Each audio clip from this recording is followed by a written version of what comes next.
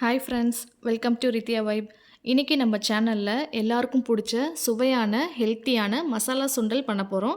நம்ம தள்ளுவண்டிலலாம் கிடைக்கிற அதே டேஸ்ட்லேயே நம்ம வீட்லேயும் பண்ணலாம். வாங்க எப்படி பண்ணுறதுன்னு பார்க்கலாம். பட்டாணியை நான் 8 மணி நேரம் ஊற வச்சுருக்கேன். நீங்கள் இதுக்கு பதிலாக வெள்ளை சுண்டல் கூட யூஸ் பண்ணிக்கலாம். இப்போ குக்கரில் பட்டாணியை சேர்த்துக்கோங்க. தேவையான அளவு தண்ணி ஊற்றிக்கோங்க. 6 இல்லைனா 7 விசில் வச்சு எடுத்துக்கோங்க.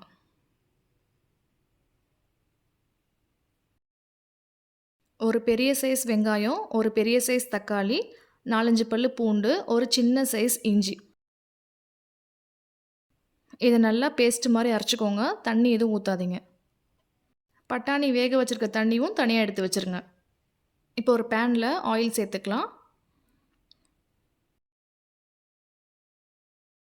ஆயில் சூடானதும் நம்ம அரைச்சி வச்சுருக்க வெங்காயம் தக்காளி இந்த பேஸ்ட்டை சேர்த்துக்கலாம். அதோட பச்சை வாசனை போகிறதுக்காக ஒரு 2 நிமிஷம் கிளறி விட்டுக்கோங்க.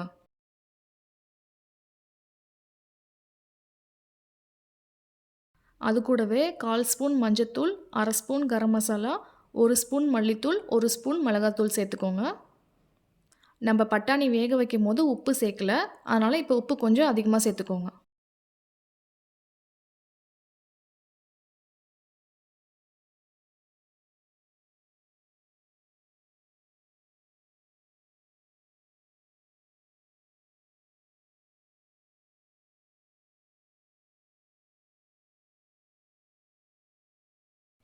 எண்ணெய் பிரிஞ்சு வர அந்த ஸ்டேஜில் நம்ம வேக வச்சுருக்க அந்த பட்டாணியோட தண்ணியை சேர்த்துக்கலாம்.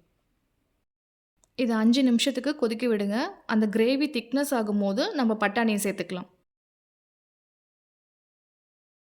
இப்போ பாருங்கள், இந்த கிரேவி நல்லா திக்னஸ் ஆகுது. இந்த ஸ்டேஜில் நம்ம பட்டாணியை சேர்த்துக்கலாம்.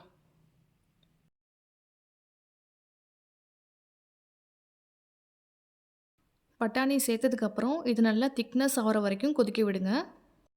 பாருங்கள், இந்த அளவுக்கு திக்னஸ் வரணும். இது ஆறுனதுக்கப்புறம் நமக்கு இன்னும் திக் ஆகும். அதனால் நீங்கள் இந்த ஸ்டேஜில் ஆஃப் பண்ணிடுங்க.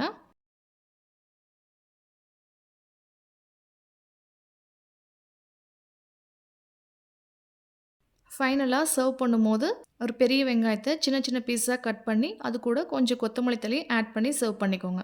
அவ்வளோதாங்க, நம்மளோட ரோட்டு கடை மசாலா சுண்டல் ரெடி. உங்களுக்கு இந்த ரெசிபி பிடிச்சிருந்தா மறக்காமல் நம்ம சேனலை ஃபாலோ பண்ணிக்கோங்க, சப்ஸ்கிரைப் பண்ணிக்கோங்க.